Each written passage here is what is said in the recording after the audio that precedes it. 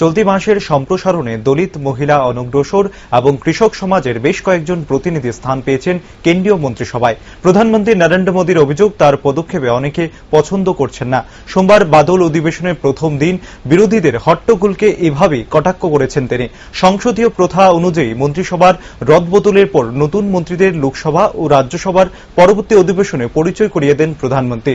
গত 7 জুলাই মোদী মন্ত্রিসভার সম্প্রসারণে 15 জন পূর্ণ এবং 28 জন প্রতিমন্ত্রী শপথ নিয়েছেন। কিন্তু সোমবার করোনা পরিস্থিতি, পেট্রোল ডিজেলের মূল্য বৃদ্ধি সহ একাধিক বিষয় আলোচনার দাবিতে লোকসভায় বিরোধীদের বিক্ষোভের জেরে ব্যাহত হয় সেই পরিচয় পর্ব। তা নিয়ে ক্ষোভ প্রকাশ করেন প্রধানমন্ত্রী নরেন্দ্র মোদী।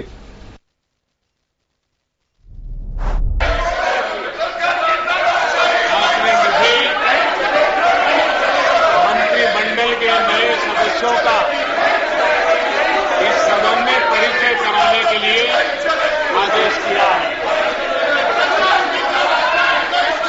आज एक ऐसा अवसर है इस सदन का जब इस देश के गांव के परिवार के बच्चे